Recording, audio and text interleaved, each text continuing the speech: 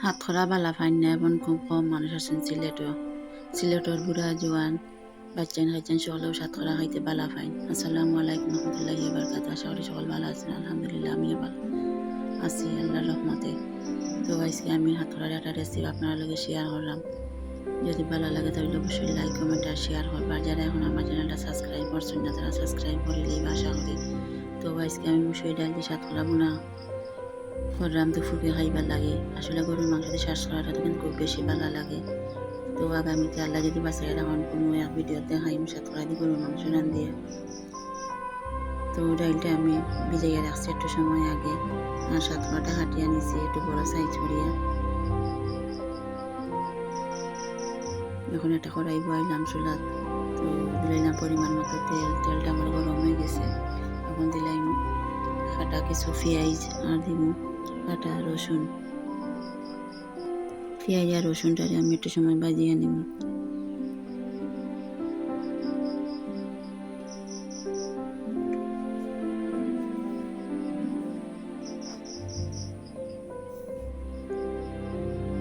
আপনার কাছে অনুরোধ, ভিডিওটা না টানিয়ে শুরু থেকে শেষ পর্যন্ত দেখবা।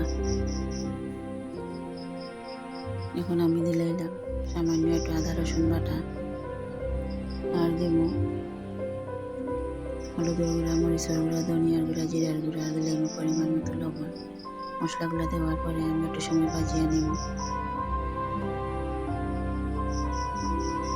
মশলাটা আমার ভাজা হয়ে গেছে। এখন আমি মসুরির ডালগুলা দিলাম।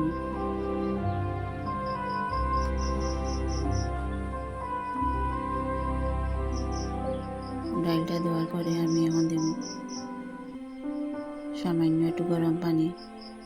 আমি যে কোনো সময় তরকারি রাঁধতে আসলে গরম পানি ইউজ করি, কারণ লোকে তাড়াহুড়ার সময় গরম পানিটা দিলে তরকারিটা খুব সহজে হয়ে যায়। এখন একটা ঢাকনা দিয়ে ডাকিয়ে আমি চুলার আগুনটা বাড়াইয়া দিব, কিছু সময় জাল করিয়া দিব।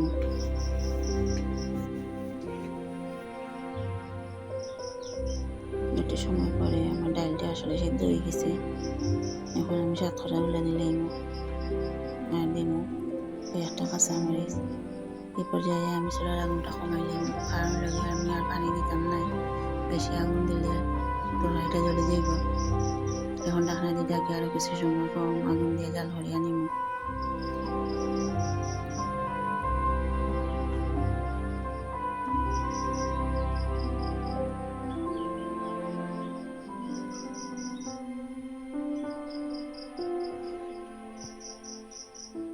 আমার তরকারিটা হয়ে গেছে।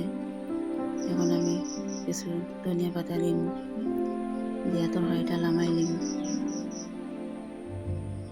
আসলে এই তরকারিটা খাইতে যে কত মজা, আপনারা একবার সাতখরা দিয়ে মুসুরি ডাল রান্ধিয়া খাইবা।